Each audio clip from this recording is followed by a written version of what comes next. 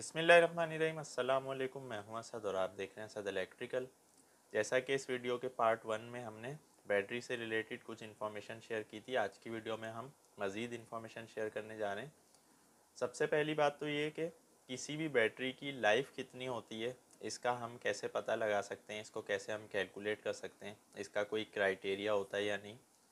तो ये बात समझने के लिए आपको ये जहन में रखना चाहिए कि कोई भी बैटरी जब हम यूज़ करते हैं तो वहाँ पर दो चीज़ें होती हैं। एक उसकी डिस्चार्जिंग होती है जब हम उसको यूज़ कर रहे होते हैं, फिर जब वो डिस्चार्ज हो जाती है तो उसको हमें चार्ज करना होता है। दूसरा प्रोसेस चार्जिंग का होता है। तो एक बार किसी भी बैटरी का डिस्चार्ज होना और चार्ज होना ये एक साइकिल कहलाता है। तो बस बैटरी की जो लाइफ है वो cycle of charging and discharging पे डिपेंड करती है। कोई भी बैटरी, एक नॉर्मल बैटरी की अगर हम बात करें तो उसका जो साइकिल है, लाइफ साइकिल है, वो 500 से लेकर 800 के दरमियान होता है। यानी कोई भी बैटरी 500 बार डिस्चार्ज और चार्ज हो सकती है या 500 से लेकर 800 तक। तो अगर हम इसको टाइम ड्यूरेशन में देखेंगे तो ये तकरीबन 1.5 से 3 साल का अरसा बनता है। तो बस ये बात जहन में रखें आप कि कोई भी बैटरी 1.5 से 3 साल के दरमियान यूज़ की जा सकती है। उसके बाद उसकी लाइफ ख़त्म हो जाती है, फिर हमें रिप्लेस करनी होती है। अगर हमारा इस्तेमाल ज़्यादा है तो 1 साल लगा लें, अगर इस्तेमाल कम है तो 3 साल। बस 1 से 3 साल के दरमियान के अरसे में हमें बैटरी को रिप्लेस कर लेना चाहिए। अलबत्ता कुछ बैटरीज़ लाइफ टाइम बैटरीज़ भी आती हैं। लाइफ टाइम का मतलब ये नहीं है कि वो हमेशा ही चलेंगी, बल्कि उनकी लाइफ नॉर्मल बैटरी से ज़्यादा होती है, जैसे कि 5 साल, 8 साल या 10 साल तक। तो वो एक्सपेंसिव होती हैं। अलबत्ता नॉर्मल बैटरीज जो हमें मार्केट में मिलती हैं वो 1, 1.5, 2, 2.5 या ज़्यादा से ज़्यादा 3 साल चल सकती हैं। अच्छा, बैटरी से रिलेटेड दूसरा सवाल ये है कि बैटरी को डिस्पोज कैसे करना चाहिए। क्या इसको नॉर्मली हम कचरे में फेंक सकते हैं जिस तरह और चीज़ें? तो ऐसा नहीं है। चूँकि बैटरी एक एक्सप्लोसिव आइटम है और ये कभी भी फट सकती है, चाहे डिस्चार्ज हो चुकी हो, इसमें केमिकल्स होते हैं। तो बैटरी को हमेशा सेपरेटली डिस्पोज करना चाहिए, नॉर्मल दूसरी चीज़ों के साथ नहीं। तो इसका तरीका ये होता है कि आप रिसाइकलर्स को दे सकते हैं जो बैटरी का काम कर रहे हैं, रिटेलर्स हैं, कुछ ऐसे कलेक्शन के डिपार्टमेंट होते हैं जिनको आप ये कह सकते हैं कि हमारे पास इतनी बैटरीज़ हैं, आप इनको यहाँ से ले जाकर डिस्पोज कर दें। तो उनके पास एक सेपरेट मेथड होता है। अगर आप ऐसे ही नॉर्मली इसको दूसरी चीज़ों के साथ डिस्पोज करेंगे तो वहाँ पर ख़तरा होता है इसके केमिकल रिएक्शंस का और इसके एक्सप्लोड होने का। तो बस ये बात आपको ध्यान में रखनी चाहिए कि बैटरी को हमेशा सेपरेटली डिस्पोज करना चाहिए दूसरे मटेरियल के साथ मिक्स करके, चाहे वो यूज़ हो चुकी हो। तो ऐसा बिल्कुल भी नहीं करना चाहिए।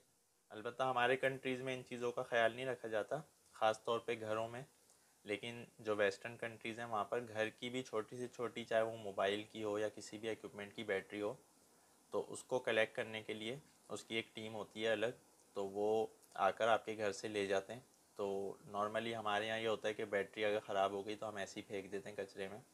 तो ये सही तरीका नहीं है। इसके बाद नेक्स्ट क्वेश्चन हमारा आता है कि हाउ टू प्रोटेक्ट बैटरी, यानी हम किस तरह से अपनी बैटरी को प्रोटेक्ट रख सकते हैं, किस तरह से उसकी हिफाजत कर सकते हैं। तो कुछ चीज़ें हैं जिनका हमें ख्याल रखना होता है। सबसे पहली चीज़ तो ये कि हमें बैटरी को गर्मी से बचाना है। Heat is the enemy of battery, यानी गर्मी जो है वो बैटरी के दुश्मन है, आप समझ लें। तो बस किसी भी तरह हमें कोशिश करनी चाहिए कि जहाँ हमारी बैटरी रखी हुई है वहाँ पर टम्परेचर नॉर्मल हो। इसका मतलब ये नहीं है कि बहुत ही ज़्यादा कोल्ड हो, चूँकि बहुत ज़्यादा कोल्ड होना भी नुकसानदेह बैटरी के लिए। लेकिन एक नॉर्मल इन्वायरमेंट बैटरी के लिए अच्छा होता है, ना बहुत ज़्यादा ठंडा ना बहुत ज़्यादा गर्म। दूसरा ये कि उसका चार्जिंग सिस्टम प्रॉपर होना चाहिए, ना वो ओवर चार्ज की तरफ जाए ना अंडर चार्ज की तरफ। उसकी जो चार्जिंग कैपेसिटी है उसी के मुताबिक उसको चार्ज होना चाहिए। अक्सर चार्जर्स ओवर चार्ज कर रहे होते हैं बैटरीज़ को, तो ये भी बैटरी की लाइफ को नुकसान पहुंचाता है। फिर उसका इलेक्ट्रोलाइट मेंटेन रखना होता है हमें। किसी भी एक सेल में इलेक्ट्रोलाइट कम होने से दूसरे सेल्स पर इफ़ेक्ट पड़ता है, क्योंकि सारे सेल्स सीरीज़ में होते हैं। तो बस बैटरी अगर इलेक्ट्रोलाइट वाली है तो उसका इलेक्ट्रोलाइट का जो लेवल है वो हमें मेंटेन रखना है। डिस्टिल वाटर हमें यूज़ करना है। बैटरी के टर्मिनल्स हमेशा प्रॉपर्ली टाइट होने चाहिए। लूज टर्मिनल्स की वजह से बहुत सारे प्रॉब्लम होते हैं, जिस पे मैं पहले भी डिस्कस कर चुका हूँ बैटरी के फटने की रीज़न्स वाली वीडियो में। इसके टर्मिनल्स पे कोरूजन आ जाता है। तो बैटरी के टर्मिनल हमेशा प्रॉपर्ली टाइट होने चाहिए, लूज़ नहीं होने चाहिए और क्लीन होने चाहिए, उस पर ग्रीसिंग होनी चाहिए। और बैटरी के जो टर्मिनल है वो कवर्ड रहने चाहिए हमेशा, पॉजिटिव और नेगेटिव। उसमें जो रबर का कवर होता है इंसुलेशन, वो हमेशा उसके ऊपर होनी चाहिए, वरना कोई भी मेटल का पार्टिकल उस पर अगर गिरे तो वहाँ शॉर्ट सर्किट हो सकता है, टर्मिनल आपस में टकरा सकते हैं। तो बस टर्मिनल्स को हमेशा कवर्ड यानी कि इंसुलेटेड होना चाहिए। तो ये कुछ बुनियादी चीज़ें हैं जिनकी वजह से जिनको फॉलो करते हुए हम अपनी बैटरी को महफूज रख सकते हैं।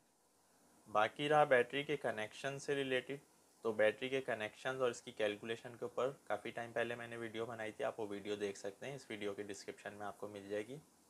बैटरी के जो कनेक्शन है वो दो तरह से, या तो सीरीज़ हैं या पैरेलल हैं, और कुछ केसेस में कंबाइंड है। जहाँ पर हमें ज़्यादा वोल्ट चाहिए हो वहाँ पर हमें बैटरी को सीरीज़ में कनेक्ट करना होता है, यानी कि एक बैटरी का पॉजिटिव दूसरी के नेगेटिव से, दूसरी का पॉजिटिव तीसरी के नेगेटिव से, इस तरह से हम सीरीज़ में ले जाते हैं, जैसा कि आप यहाँ पर देख रहे हैं। तो ये क्या करते हैं कि ये वोल्टेज को बढ़ाते हैं, एम्पेयर को नहीं बढ़ाते। जितने भी एम्पेयर आवर की बैटरी होगी, टोटल एम्पेयर आवर हमें वही मिलेंगे, लेकिन बैटरी सीरीज़ में ज़्यादा होने से वोल्टेज जमा हो जाएंगे। जहाँ पर हमें एम्पेयर आवर यानी बैकअप ज़्यादा चाहिए हो, वहाँ पर हमें बैटरीज़ को पैरेलल लगाना होता है। पैरेलल आप देख सकते हैं कि एक बैटरी का पॉजिटिव दूसरी की पॉजिटिव से ही लगेगा, और नेगेटिव जो है वो दूसरी बैटरी के नेगेटिव से ही लगेगा। तो इस तरह जितनी भी बैटरीज़ आप पैरेलल में कनेक्ट करते जाएंगे, आपके टोटल एम्पेयर आवर जो है वो उसी हिसाब से बढ़ते जाएंगे। मसलन अगर 100 एम्पेयर आवर की 5 बैटरियाँ पैरेलल में, तो वो 500 एम्पेयर आवर का बैकअप देंगी। लेकिन यहाँ पर वोल्टेज सेम रहेंगे जो एक बैटरी के हैं। मसलन 12 वोल्ट की बैटरी है तो टोटल वोल्ट भी हमें 12 ही मिलेंगे। तो ये सीरीज़ और पैरेलल कनेक्शन होते हैं।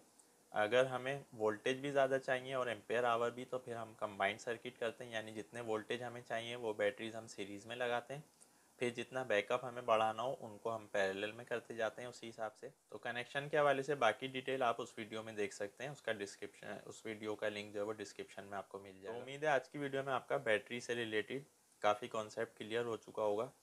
तो कोई भी आपका क्वेश्चन रिमेनिंग है बैटरी के हवाले से, आप कुछ कन्फ्यूजन है, कुछ पूछना चाहते हैं, तो आप कमेंट में पूछ सकते हैं। इंशाल्लाह नेक्स्ट वीडियो में नए टॉपिक के साथ आएंगे। जब तक के लिए इजाज़त दीजिए। अल्लाह हाफिज़।